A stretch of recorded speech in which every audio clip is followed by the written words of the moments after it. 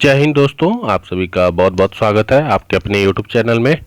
आज हम पढ़ने वाले हैं एनसीईआरटी का क्लास 12 आपका प्रैक्टिस सेट है हिस्ट्री का। ये आप सभी को बता देना चाहता हूँ, हम प्रैक्टिस सेट कर रहे हैं जिसमें मैंने आपको पॉलिटी क्लासेस 6 to 12 कंप्लीट करा चुका हूँ और ये आपका हिस्ट्री क्लास 12 चल रहा है। पीछे की क्लासेस आप देख लीजिए, मेरे चैनल पर जाके प्ले लिस्ट मैंने बना रखी है। चलिए स्टार्ट करते हैं। पहला क्वेश्चन है, यह गिलास फल एक दिन हमारे ही मुंह में आकर गिरेगा। ये गिलास फल एक दिन हमारे ही मुंह में आकर गिरेगा। इस कथन के संदर्भ में निम्नलिखित कथनों पर विचार करें और बताएं यह कथन में कौन सा सत्य है, मतलब सत्य कथन आपका चयन करना है। तो यह कथन कैनिन का है या भारतीय समाज के संदर्भ में बोला गया है। तो देखिए, बात है 1851 की। 1851 में गवर्नर जनरल था कौन? डलहौजी। इस टाइम पे गवर्नर जनरल कौन था आपका? डलहौजी था। डलहौजी ने अवध की रियासत के बारे में कहा था कि यह गिलास फल एक दिन हमारे ही मुंह में आकर गिरेगा। 5 साल बाद, मतलब इसके 5 साल बाद 1856 में इस रियासत को औपचारिक रूप से ब्रिटिश साम्राज्य का अंग घोषित कर दिया गया था। तो ये कथन इसमें ना तो पहला आपका सही है ना तो दूसरा आपका सही है, तो ऑप्शन डी हो जाएगा। ठीक है, क्योंकि कैनिन ने नहीं बोला था, ये डलहौजी ने बोला था। और यह 5 किसके बारे में, किसके लिए बोला गया था? अवध। क्लियर। चलिए अगला क्वेश्चन है हमारा, सहायक संधि के संदर्भ में असत्य कथन को चयन करें। सहायक संधि के संबंध में असत्य कथन का हम चयन करेंगे। पहला है, सहायक संधि वेल्जी द्वारा 1798 में तैयार की गई थी। तो ये कथन आपका सही है। सहायक संधि जो है वह वेल्जी द्वारा 1798 में तैयार की गई थी और ये एक टाइप की व्यवस्था थी जिसमें अंग्रेजों के साथ ये संधि करने वालों के कुछ शर्त माननी पड़ती थी। शर्तें क्या थी? जैसे अंग्रेज अपने सहयोगी को बाहरी और आंतरिक चुनौतियों से रक्षा करेगा।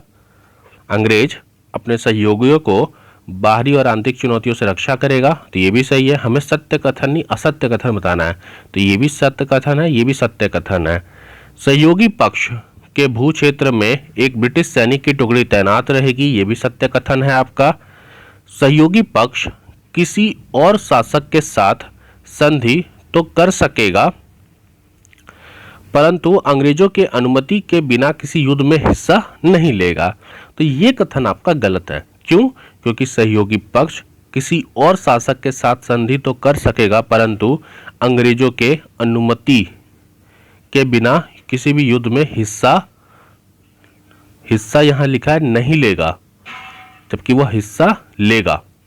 अनुमति के बिना किसी युद्ध में हिस्सा लेगा, ये सही होना चाहिए था, लेकिन यहाँ नहीं लिखा है, इसलिए ये आपका ऑप्शन असत्य हो जाएगा। क्लियर। हमसे असत्य पूछा था तो ऑप्शन डी आपका आंसर है। देह से जान जा चुकी थी, शहर की काया बेजान थी, यह कथन किस संदर्भ में कहा गया है? देह से जान जा चुकी थी, शहर की काया बेजान थी, यह कथन किस संदर्भ में कहा गया था? तो नवाब के निष्कासन से पैदा हुआ दुख और अपमान के इस व्यापक एहसास और उस समय के बहुत सारे प्रेक्षकों ने दर्ज किया है। एक ने लिखा था कि देश से जान जा चुकी थी, शहरों की काया बेजान थी, कोई सड़क, कोई बाजार और घर ऐसा ना था जहां से जान ए आलम से बिछड़ने पर विलाप का शोर ना गूंज रहा हो। यह एक लोकगीत में इस बात का शोक व्यतीत कर रहे हैं कि अंग्रेज बहादुर आइन मुल्क लीनो। ठीक है, तो किसके बारे में है? अवध के विलय के बारे में है। ठीक है, अगला क्वेश्चन है हमारा, एक मुश्त बंदोबस्त भू राजस्व व्यवस्था कब लागू किया गया? एक मुश्त बंदोबस्त भू राजस्व व्यवस्था कब लागू किया गया? तो ब्रिटिश भू राजस्व नीति ने तालुकदारों को हैसियत और सत्ता को और चोट पहुंचाई। अधिग्रहण के बाद सन 1856 में एक मुश्त बंदोबस्त के नाम पर ब्रिटिश भूराज्य व्यवस्था को लागू कर दी गई। अगला क्वेश्चन है हमारा, निम्नलिखित कथनों पर विचार कीजिए और सत्य कथन का चयन कीजिएगा। शाहमल मध्य प्रदेश के बदलौत परगना के एक बड़े गांव के रहने वाले थे। शाहमल मध्य प्रदेश के बडौत परगना के एक बड़े गांव के रहने वाले थे। मौलवी अहमदुल्ला शाह ने चिन्हाट के विख्यात संघर्ष में हिस्सा लिया। तो इसमें से आपको सत्य कथन बताना है। तो जो शाहमल थे वह उत्तर प्रदेश के बडौत परगना के एक बड़े गांव के रहने वाले थे। तो यहाँ पे दिया है मध्य प्रदेश, तो मध्य प्रदेश नहीं होगा, वह कहाँ के रहने वाले थे? उत्तर प्रदेश के। तो पहला कथन तो गलत है आपका। दूसरा कथन है मौलवी अहमदुल्ला शाह ने चिन्हाट के विख्यात संघर्ष में हिस्सा लिया था। यह कथन आपका सही है। सन 1857 में मौलवी अहमदुल्ला शाह ने फैजाबाद जेल में बंद कर दिया गया था। रिहा होने पर उन्होंने 22वीं नेटिव इन्फेंट्री के विद्रोह में अपना नेता चुन लिया और उन्होंने चिन्हाट के विख्यात संघर्ष में हिस्सा लिया। क्लियर? अगला क्वेश्चन है हमारा, निम्नलिखित कथनों के कार्यक्रम का निर्धारण आरोही क्रम में करें। चंपारण का नील आंदोलन, अहमदाबाद का मिल आंदोलन, खेड़ा किसान आंदोलन और प्रथम विश्व युद्ध के दौरान प्रेस पर प्रतिबंधन। तो देखिए 1917 का अधिकांश समय महात्मा गांधी को किसानों के लिए काश्तकारी की सुरक्षा के साथ साथ अपनी पसंद की फसल उपजाने की आज़ादी दिलाने में बीता। कब? 1917 का समय। तो 1917 का समय यहाँ पे बोला है निर्धारण आरोही क्रम में। अच्छा, निर्धारण आरोही क्रम में करना है। ओके, तो 1917 में महात्मा गांधी जी क्या कर रहे थे? किसानों का आंदोलन को देख रहे थे। 1918 में गांधी जी कहाँ चले जाते हैं? पहले मैं आपको बता देता हूँ, ये चले जाते हैं गुजरात। ठीक, 1917 में वो चंपारण थे। तो 1918 में गुजरात जाते हैं, अपने गृह राज्य में 2 अभियान में संग्रह करते हैं। सबसे पहले वह अहमदाबाद के श्रम विवाद में हस्तक्षेप करते हैं, कपड़ों की मिलों में काम करने वाले लोगों के लिए काम करने की बेहतर स्थितियों की मांग करते हैं। इसके बाद वह खेड़ा जाते हैं, जहां पे फसल चौपट होने पर राज्य के किसानों का लगान माफ करने की मांग करते हैं। तो चंपारण, अहमदाबाद और खेड़ा में की गई पहल से गांधी जी को एक राष्ट्रवादी रूप में उभरे और वह गरीबों के लिए गहरी सहानुभूति थी। इसी तरह स्थानीय संघर्ष थे। इसके बाद 1919 में औपनिवेशिक शासकों ने गांधी जी की झोली में एक ऐसा मुद्दा डाल दिया जिससे वह कभी अधिक विस्तृत आंदोलन खड़ा कर सकते थे। तो देखिए हमने 1917 ये 3 पढ़ लिया, चंपारण पढ़ लिया, अहमदाबाद पढ़ लिया, खेड़ा पढ़ लिया। प्रथम विश्व युद्ध की बात करें तो प्रथम विश्व युद्ध हमारा 1914 से शुरू होता है और ये 1919 में ख़त्म होता है। 1918 में बात करते हैं अगर हम, तो इस दौरान महान युद्ध के दौरान अंग्रेजों ने प्रेस पर प्रतिबंध लगा दिया था और बिना जांच के कारावास की अनुमति दे दी थी। अब जो सिडनी रॉलेट था उसकी अध्यक्षता में एक समिति बनाई गई थी और उसके आधार पर इन कठोर उपायों की जारी रखा गया था। तो इसके जवाब में गांधी जी ने देश भर में क्या चलाया था? रॉलेट एक्ट चलाया था इसी के संबंध में। ठीक है, तो सबसे पहला हमारा हो जाएगा क्या? प्रथम विश्व युद्ध के दौरान प्रेस पर प्रतिबंधित। तो ये गलत, ये गलत, ये हमारा पहला हो जाएगा। उसके बाद गांधी जी गए थे चंपारण, तो ये दूसरा हो जाएगा। चंपारण के बाद गांधी जी कहाँ गए थे? गांधी जी गए थे अहमदाबाद और उसके बाद गए थे खेड़ा। तो 4 हमारा 4 1 2 3 ऑप्शन ए राइट हो जाएगा। क्लियर? महात्मा गांधी की जीवनी किस विदेशी लेखक ने लिखी? महात्मा गांधी की जीवनी किस विदेशी लेखक ने लिखी थी? तो महात्मा गांधी के अमेरिकी जीवनी लेखक लुई फीसर, किसने? लुई फीसर ने लिखी थी। और असहयोग भारत और गांधी जी के जीवन के युग का ये नाम हो गया। चलिए आगे बढ़ते हैं। 1922 में गांधी जी को सजा सुनाने वाले जज कौन थे? 1922 में गांधी जी को सजा सुनाने वाले जज कौन थे? तो असहयोग आंदोलन के दौरान हजारों भारतीयों को जेल में डाल दिया गया था।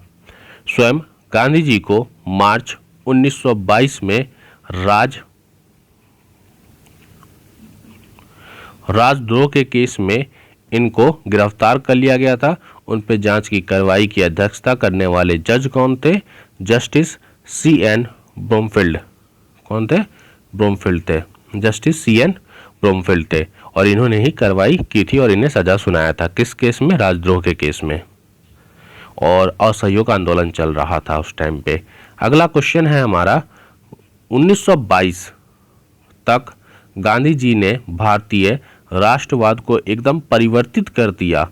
इस कथन के संदर्भ में निम्नलिखित कथनों पर विचार करें और असत्य कथन का चयन करें। यहाँ पे असत्य कथन हमें बताना है। तो पहला है, गांधी जी के आगमन के पहले भारतीय राष्ट्रवाद का स्वरूप मध्य वर्गीय था। तो बात करते हैं सन 1922 की।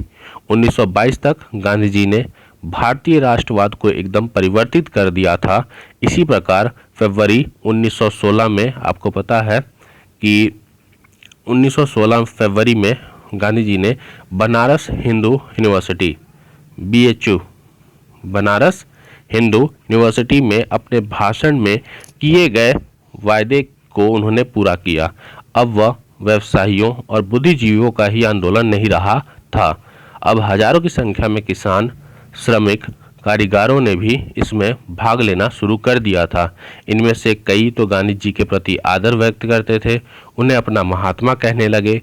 उन्होंने इस बात की प्रशंसा की कि गांधी जी उनकी तरह के वस्त्र पहनते हैं, उन्हीं की तरह रहते हैं, उन्हीं की भाषा में बोलते हैं और नेताओं की तरह वह सामान्य जनसमूह से अलग नहीं खड़े होते, बल्कि वे उनसे सहानुभूति रखते थे, उनसे घनिष्ठ संबंध भी स्थापित कर लिया था। तो पहला कथन आपका सही है। महात्मा गांधी के आगमन की तरह वेशभूषण धारण करते थे और वह राष्ट्रकारण, ये भी सही है। पारंपरिक जाति व्यवस्था में प्रचलित मानसिक श्रम और शारीरिक श्रम की दीवार को तोड़ने में गांधी जी ने महत्वपूर्ण भूमिका निभाई थी। तो आपके तीनों के तीनों कथन सत्य हैं। यहाँ पे हमसे असत्य पूछा था तो कोई भी नहीं। अगला क्वेश्चन है, 1929 के कांग्रेस के वार्षिक अधिवेशन के संदर्भ में निम्नलिखित कथनों पर विचार कीजिए। तो 1929 कांग्रेस का वार्षिक अधिवेशन, असत्य कथन पूछा है तो ये चीज ध्यान रखिएगा। यह अधिवेशन जवाहरलाल नेहरू की अध्यक्षता में लखनऊ में किया गया था। इस अधिवेशन में पूर्ण स्वराज की घोषणा की गई थी। तो देखिए 1929 की बात है। 1929 दिसंबर 1929 दिसंबर के अंत में कांग्रेस ने अपना वार्षिक अधिवेशन लखनऊ में नहीं किया था, लाहौर में किया था। लाहौर में शहर में किया था। इस अधिवेशन को दो दृष्टियों से महत्वपूर्ण था। पहला, जवाहरलाल नेहरू इसकी अध्यक्षता कर रहे थे, ये बात सही है, लेकिन लखनऊ गलत है। और जवाहरलाल नेहरू के अध्यक्ष के रूप में चुना गया था, जो युवा पीढ़ी के नेतृत्व के छड़ी सौंपने का प्रतीक था। पूर्ण स्वराज इस अधिवेशन में पूर्ण स्वराज तथा पूर्ण स्वतंत्रता की उद्घोषणा की गई थी। अब राजनीति की गति एक बार फिर बढ़ गई थी। 26 जनवरी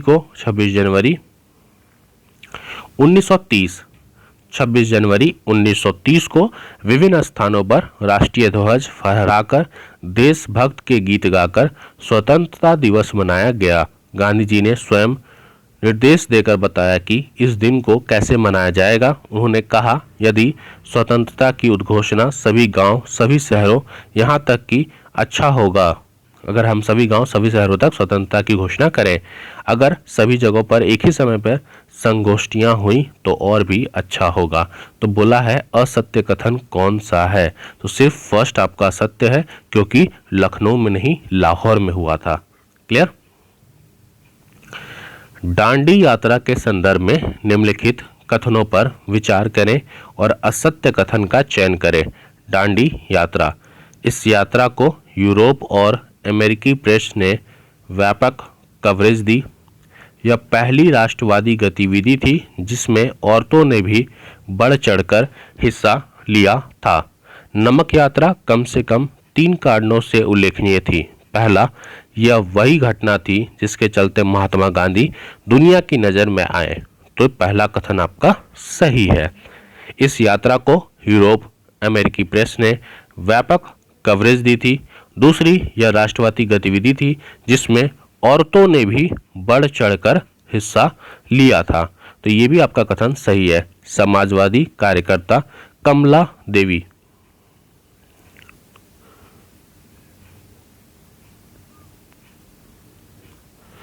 समाजवादी कार्यकर्ता कमला देवी ने गांधी जी को समझाया कि वह अपने आंदोलन को पुरुषों तक ही सीमित ना रखें। कमला देवी खुद उन असंख्य औरतों में से एक थी जिन्होंने नमक या शराब कानूनों का उल्लंघन करते हुए सामूहिक गिरफ्तारी दी थी। ठीक है।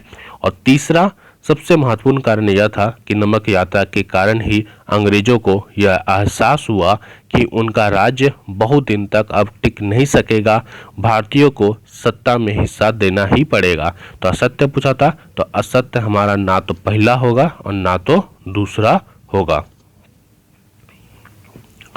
दूसरा गोलमेज सम्मेलन किस वर्ष लंदन में आयोजित किया गया था? तो पहला 1930, पहला 1930 में किया गया था। ठीक है। तीसरा गोलमेज सम्मेलन, तो आपको पता चल गया होगा दूसरा गोलमेज सम्मेलन वर्ष 1931 के आखिर में लंदन में आयोजित हुआ था। इसमें गांधी जी का कांग्रेस का नेतृत्व कर रहे थे। गांधी जी का कहना था कि उनकी पार्टी पूरे भारत का प्रतिनिधित्व करती है।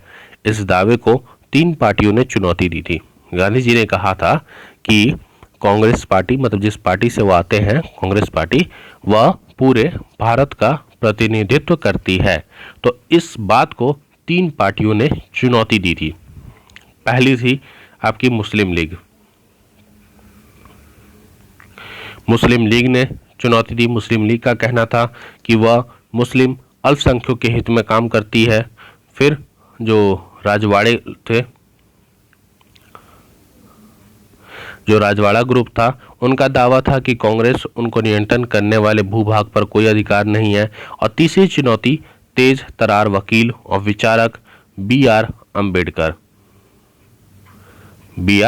अम्बेडकर ने की तरफ से की गई थी। बी.आर. अम्बेडकर जी का कहना था कि गांधी जी और कांग्रेस पार्टी निचली जातियों का प्रतिनिधित्व नहीं करती है। लंदन में ये जो सम्मेलन हुआ था, यह किसी भी नतीजे पर नहीं पहुंच सका, क्योंकि गांधी जी को यहाँ पर इन तीनों ने विरोध कर दिया था जिस काम से गांधी जी गए थे, और उन्हें खाली हाथ लौटना पड़ा था। अब भारत लौटने पर गांधी जी ने सविनय अवज्ञा आंदोलन की शुरुआत कर दी थी।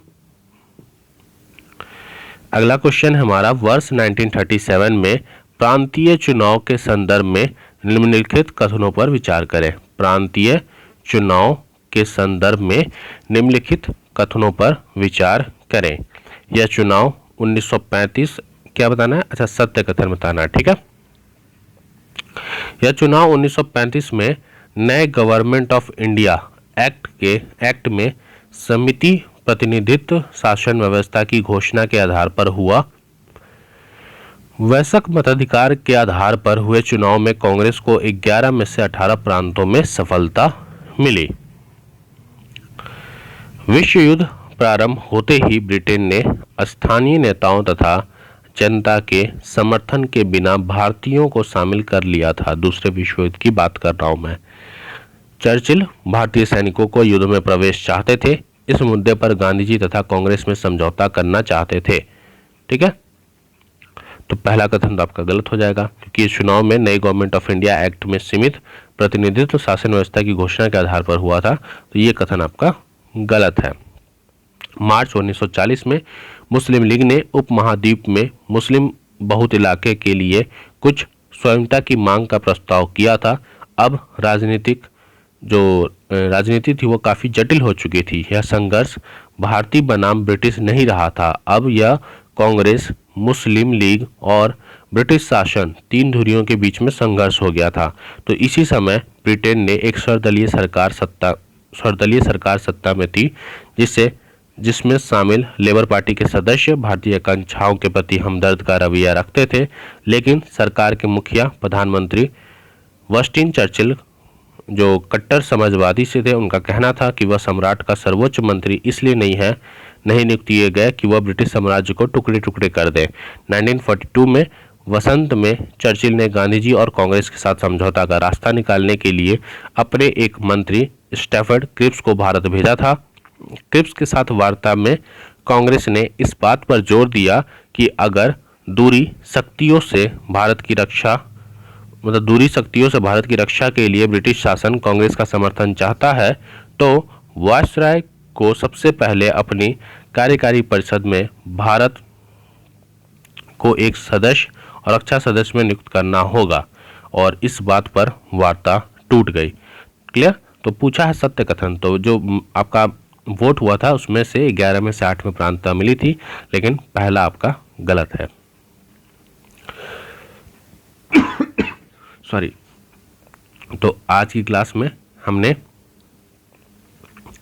जितने क्वेश्चंस थे वो सारे क्वेश्चंस आपके कंप्लीट कर लिए। आपकी क्लासेस ये देखिए, क्लासेस तो डेली होती है आपकी, और एक पेज में जितने क्वेश्चंस होते हैं मैं उतने ही कराता हूँ, क्योंकि मेरे पास थोड़ा सा समय का अभाव है, तो इसलिए मैं आपके लिए कोशिश करता हूँ कि डेली कम से कम आपको 12 से 15 क्वेश्चन करा दूँ। तो क्लास 12th ये चल रहा है हिस्ट्री, इसके बाद हम जियोग्राफी को स्टार्ट करेंगे। ठीक है? क्लास अच्छी लगी हो तो वीडियो को लाइक करें, चैनल को सब्सक्राइब कर लें। मिलते हैं अपने नए वीडियो में। जय हिंद, जय भारत।